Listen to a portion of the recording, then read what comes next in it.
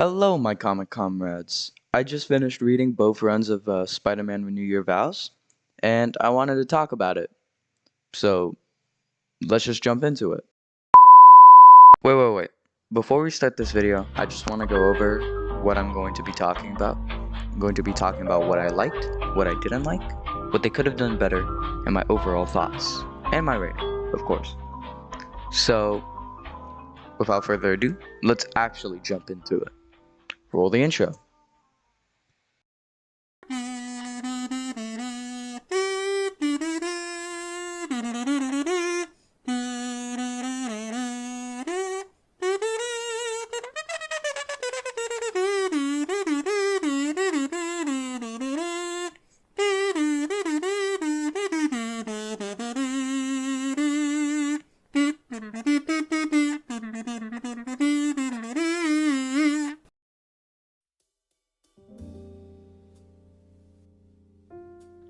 I liked the plot, especially in the Volume 2 run, because it gave it more space to breathe.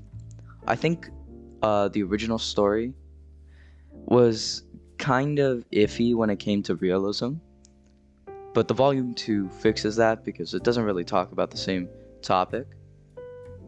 I loved the way Venom died. It was such a shocking moment for Peter to... Oh, spoiler alerts.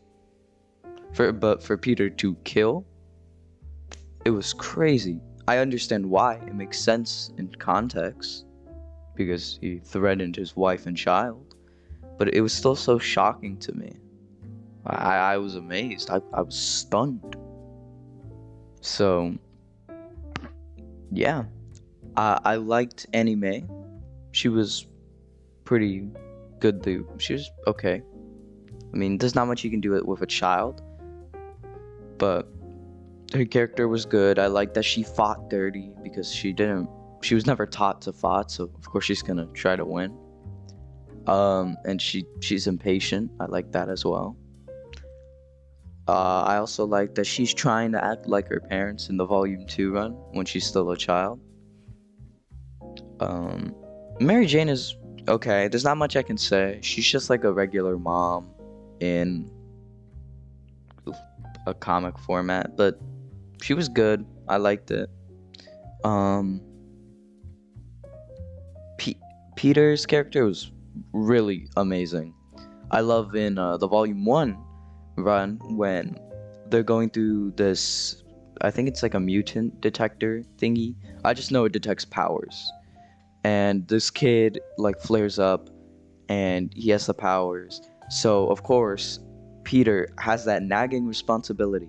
Even though if he saves this kid, he's probably gonna be found out. He's gonna be lose his wife and kids, and he's probably gonna die. But he still had to save this one random kid who he never knew. I think Annie Mae knew him, but still, he had never met the kid. So I just like the nagging responsibility.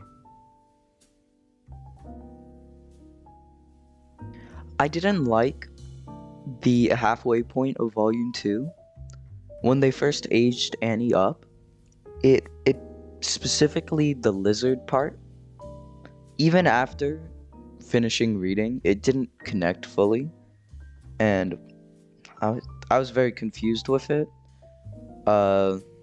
I'm assuming it was experimenting or something, but I remember reading that and I was like, oh no, because I was loving the run, and it was oh man, it was so, I was so worried that it was gonna get bad. It gets better again, but I feel Volume 1 and the first half of Volume 2 were the best.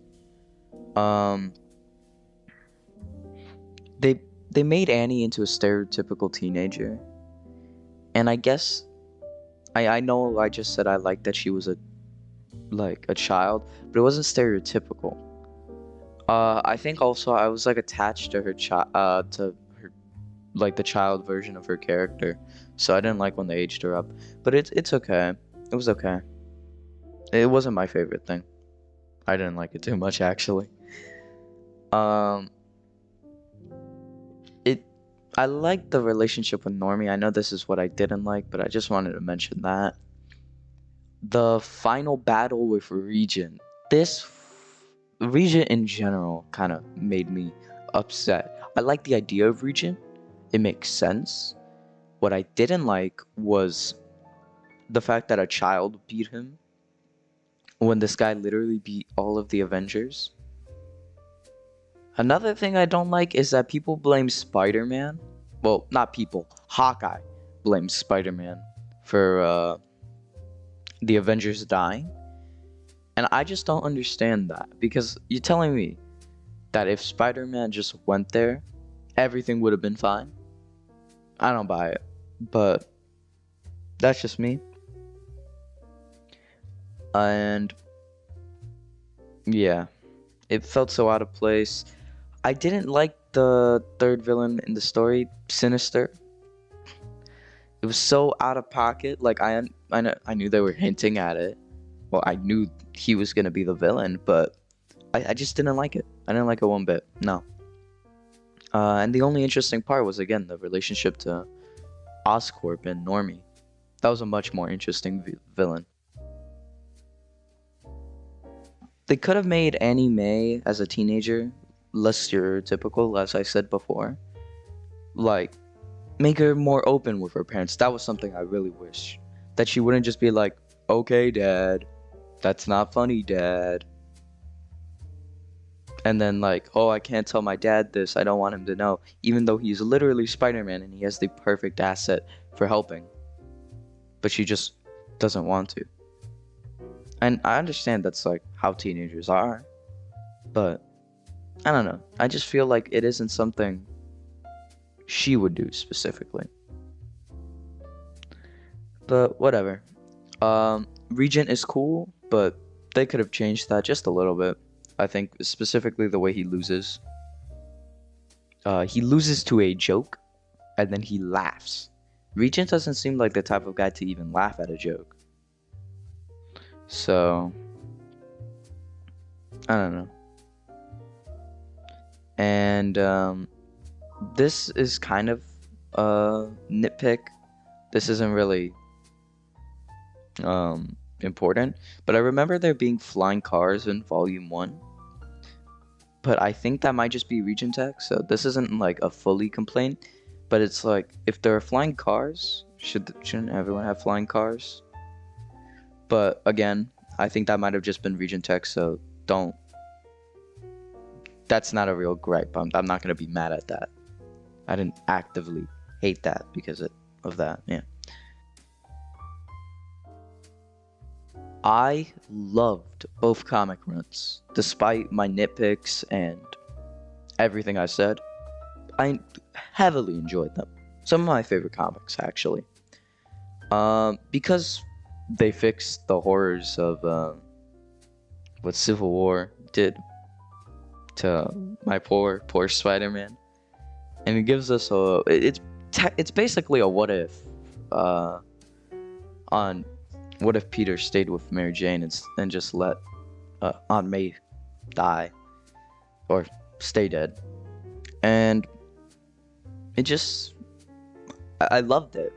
It was amazing. Peter's character, I liked it. It kind of has like a reflection of the end. Not like a reflection, but it's like opposites. Because you have this old Peter as well. Not as old, but you have this old Peter. But he has family. And so he's able to get through it. And it just shows how much help he gets from the people he cares about. And I like that. It was beautiful. It truly is an amazing story. I 100% recommend this to any Spider-Man fan. And it's a great characterization of Spidey and his rogues. Not to mention his loved ones. And even just the pedestrians. New York. I'll give Volume 1 an 8 out of 10. And I'll give Volume 2 an 8.5.